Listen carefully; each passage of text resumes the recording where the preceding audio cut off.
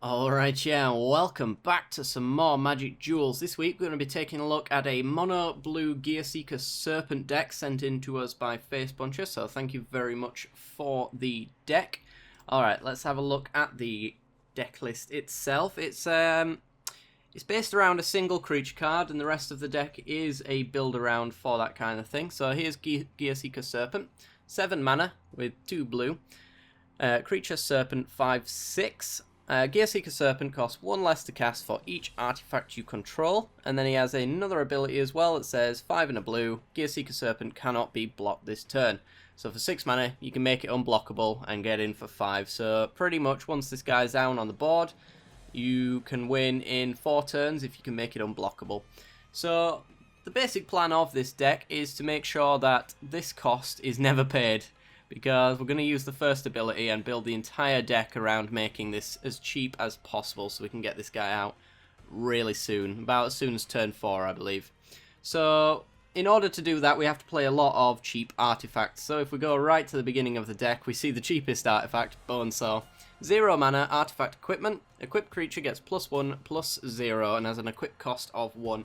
So it's normally a very bad card unless you're playing an equipment focused deck with like the weaponsmith guys. I can't remember their names. It's like the red and the white guy. But yeah, we can get this guy out for 0 mana, and it's actually going to make sure that Gearseeker costs 1 less to cast. So for 0 mana, it creates mana for Gearseekers essentially. So it's pretty good. We've got 3 copies of that. We don't want to go all in on it because it's not the most powerful card on the list of our weak horrible cards. So we don't want a full grip of these. That'd be bad. Next we have Bonded Construct. So for 1 mana we have a 2/1 artifact creature. Bonded Construct cannot attack alone. So yet again we pay 1 and Gearseeker becomes 1 less to cast. So yet again, it's not the greatest card in the world, but it has a 2 power on it, so it can crew our Smugglers Copters and things like that. So it's really good for that sort of stuff. And if we have an unblockable Gearseeker, then we could probably attack him with Bonded Construct. The only time we're really going to be attacking him with this guy is probably in the early game if our opponent hasn't played any creatures down. But for the most part, it's just here to make sure that the Serpent comes down a lot sooner than normal. We then have Glint Ness Crane. So for 1 and a blue, a 1/3 flying bird. When Glint Ness Crane enters the battlefield, look at the top 4 cards of your library. You may reveal an artifact card from among them and put it into your hand, and the rest on the bottom of your library. So we essentially get to go 4 cards deep. It's a bit of card advantage for us. So we play this guy down, and it can allow us to crew up our Smugglers Copters and things like that. Also allows us to get Bonded Construct in, because we can fly over the top with our 1/3, and then that will allow us to attack him with our Bonded Construct. But mostly what it's going to do is allow us to find more artifacts to make our Serpent a lot cheaper as well. So we could grab things like our Smuggler's Copter. There's no restriction on what artifact that we get. So as you can see, there's a lot of artifacts in this deck. So there's a really good chance that we're going to hit something off of the crane, which is awesome. Next we have Eager Construct, a 2 mana 2/2. When Eager Construct enters the battlefield, each player may scry 1. So it's a what was the name for this thing? Asynchronous effect, I think is the words that I'm looking for. So essentially everybody gets to benefit from this, but we get a 2/2 out of it. So it is bad that we're allowing our opponent to scry, but we're also making our Serpent cheaper. We get to scry as well, so if we're on turn 2 and we're a bit mana screwed, we can actually scry and try to find that land that we so desperately need. And we also have a 2/2 on the board then as well. So he's not the greatest thing in the world, but that's pretty much the moral of this deck. The early game is not the greatest thing in the world, and they can become really good chump blockers late in the game once we've got our Serpent down and things like that. We then have Smugglers Copter, arguably the best vehicle in the game.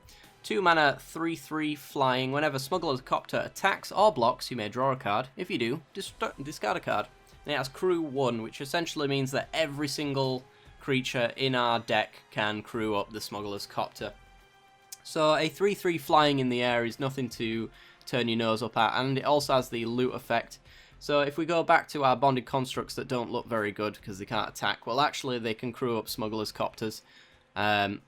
as soon as the turn 2 that Smugglers Copter comes down. So on turn 3 we'll be attacking in with our 3/3 flyer, looting, getting the right cards in our hand, and throwing things in the bin that we don't need, which is pretty sweet.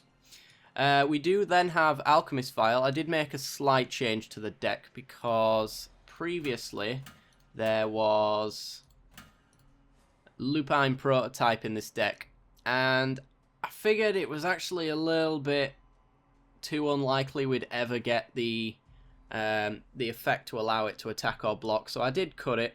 I'm not convinced on this card, to be perfectly honest, but it is a 2-mana 5/5 that can't attack or block unless you have no cards in hand, and we do actually have a fair bit of card draw, so it's kind of a non-bow in this deck, I would say anyway. So I ended up cutting it and added in some Alchemist Files. So Alchemist File is a 2-mana artifact. When it enters the battlefield, we get to draw a card. So yet again, we're maintaining that card advantage, getting our serpents in our hand and getting the land drops that we so desperately need. But it also has another effect as well. You get to pay 1, tap, and sacrifice the vial, and target creature cannot attack or block this turn. So one of the upsides of Gearseeker Serpent is that it becomes unblockable. But what we can also do, if our opponent only has 1 creature to block the Serpent, we can just pay 1 instead, stop it from blocking, and get in that way. We can also get in with the rest of our creatures then as well. It's also really good against aggro strategies as well, if we're trying to survive until we get our Serpent out, which can be quite a while away. Then we also have our Alchemist Files here as well to stop any attacking creatures getting in that we don't want to attack in. Like the Hanway Militia Garrison. Can't remember its name. Something like that. It's somewhere here. Where are you? Is it a rare? It might be a rare. Anyway, I'll add it in later. Chief of the Foundry, 3 mana, 2/3, artifact creature. Other artifact creatures you control get +1/+1. So we've got all 3 copies of this because this actually allows our little crappy creatures to become not so crappy. And it's also an artifact in itself as well. So our other artifact creatures like Bonded Constructs suddenly become 3/2s, and then they become pretty decent blockers. We get our Eager Constructs as 3/3s, and Smugglers Copter goes up to a 4/4. We get lots of little synergies like that, so this guy is really good, and it pretty much justifies the use of these crappy little creatures for kind of getting in with extra damage as well, combat damage wise, without the Serpent. So this is kind of our alternative win con. If Serpent's really not working out for us, then we can just turn all of our artifacts into relatively decent creatures and try win through just normal combat damage. We then have Foundry Inspector. This is probably the reason why this deck works so well.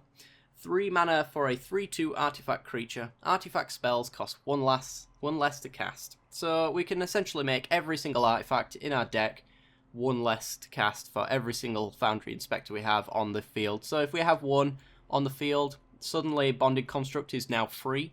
If we have 2 on the field, now our Eager Constructs, our Smugglers Copters, our Alchemist Files are now free. And if we have the 3rd one, then Chief of the Foundry is free as well, and so is our Caravan, which generates free mana, that kind of thing. So these guys can be really good if you can get them in your hand and play them right on curve as well. You can empty your hand quite fast if you can make everything in your hand very cheap to cast. So they're really good. They're also 3/2, which is nothing to laugh at as well for our opponent. So it's pretty nice. We then have Cultivation Caravan. 3 mana, 5/5 artifact vehicle. Gets to add 1 mana of any colour to our mana pool. So it makes Gearseeker Serpent 1 less to cast. And it also adds a mana to our mana pool. So it actually technically makes the Gearseeker 2 mana cheaper in that kind of sense. It does have crew 3, which is kind of difficult for us to pull off. But we do have Foundry Inspectors to do that. And we could also crew up a Smugglers Copter. And then the Smugglers Copter can then crew up the Caravan if we so choose to want to get in with a 5/5, that kind of thing. So we won't be crewing it up that often, but the option is there and it's not too difficult to do. We can also as well crew with as many creatures as we want as well, so we could do 3 1/1 Thopters, that kind of thing, if we really want to get in with this Caravan. We then have Grip of the Royal. 2 copies of this, so for 2 and a blue, instant speed. It also has Surge, which means if we've cast a spell before it, then we can cast it for 1 and a blue instead. So If we've played a Bone Saw, then this becomes 1 mana cheaper, and we've not really spent any of the mana that we've saved here to actually cast it, which is pretty sweet. So we can net 1 mana off the Surge if we've got the right cards. But the ability is to tap a creature, and it doesn't untap during its controller's untap step, and then we get to draw a card. Yet again, this is another way for us to push through a little bit of extra damage if our opponent's got quite the board and we can't quite make our Gearseeker unblockable. Then we can tap down our opponent's creatures, and they don't untap. This is also really good if our opponent's played their game-winning card, if they played an Ulamog, for example, and we can still cast Grip of the Royal. We can tap down Ulamog, which will buy us a couple of turns as well. And the drawing of a card as well is very good card advantage, so it's pretty sweet. Only 2 copies of that because we don't really want to be tapping down our opponent's creatures that often. It's just kind of one of those utility cards to get in on the off chance that it actually becomes quite useful. We then have LaRoque, all 3 copies of this because it does actually create 2 Thopter artifact tokens. But we'll get to that in a second. 2 and a blue. 2 and 2 blue, should I say, for a 2/2 human rogue artificer creature. When LaRoque enters the battlefield, you get to put 2 1/1 colourless Thopter tokens with flying onto the battlefield. So that makes our Gearseeker 2 mana less to cast. Tap 2 untapped artifacts you control, and target artifact cannot be blocked this turn. So that does actually mean that Gearseeker, when it does cost 6 mana to not be blocked, if we have a LaRoque out, then we can do that as soon as turn 4. So we can actually start getting in with our Gearseeker Serpent on turn 4 unblockable, that kind of thing, which would be pretty sweet if we can pull that off.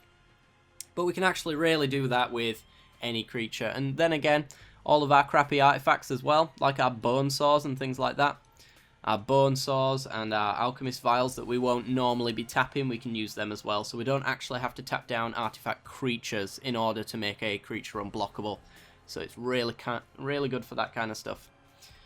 We then have Thopter Spy Network. This is another alternative win con. If the Serpent is not going to work, then we can generate a mass amount of Thopter tokens. This card can win the game just by itself through sheer amount of creature tokens and card advantage that it can generate. So for 2 and 2 blue, we get an enchantment. It is a rare, so we've only got 2 copies of it, but we see it quite often nonetheless. At the beginning of your upkeep, if you control an artifact, put a 1/1 colourless Thopter artifact creature token with flying onto the battlefield. Whenever 1 or more artifact creatures you control deals combat damage to a player, you get to draw a card. So we'll be generating a lot of Thopter tokens. We've also got a lot of non-creature artifacts like the Cultivation Caravan and the Alchemist File, which means that our opponent can't get rid of all of our artifacts through board wipes. So even if they do wipe our board with a Languish or a Planar Outburst or anything like that, we've still got Thopter Spy Network hanging around. And we can still generate the Thopters off of our non-creature artifacts, which are really hard to remove without dedicated hard-casted artifact removal. Things like Reclamation Sage and that kind of stuff. So we can keep generating as much value as we want out of Thopter Spy Network. We can also fly over the top of our opponent as well. Not many decks are very, very strongly focused on flying creatures, so for the most part, there's a fair few matchups where these 1/1s will just be straight up unblockable for us, which is awesome. And then finally we get to our Gearseeker. We have spoken about this, but it's our game winner.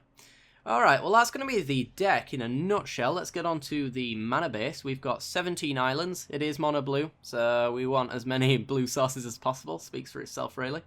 We do have Westvale Abbey, because yet again we're going to be generating a lot of Thopter tokens, and we're going to have a lot of really crappy little artifacts on the ground as well. Things like our Bonded Construct and stuff like that.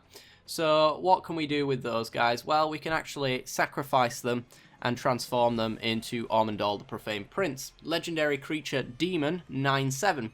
Flying, lifelink, indestructible, and haste. Often, this guy can finish a game off by himself if you can pull it off. Because that swing over the top is quite brutal. It's an 18-point life swing. So even if you don't kill your opponent, you're 9 points up on your life total. And there are also 9 points down on theirs, which is usually enough to close out a game. But if it's not, then it's not very far away, and you can survive usually a attack back as well. But Westvale Abbey is really cool. It does add colourless mana as well, which isn't too difficult in this deck, because if you've noticed, we have a lot of colourless mana symbols in our deck. So having the colourless mana symbol is not a problem in this deck at all, really. And it also has the other ability, which we probably won't be using that often, but if we do want to go for the sacrifice 5 creatures plan, and we don't yet have that many creatures, we can actually pay 5, pay 1 life, and put a 1/1 white and black human cleric token onto the battlefield. We can also use this as a way to absorb some damage if our opponent attacked him with an Ulamog, for example.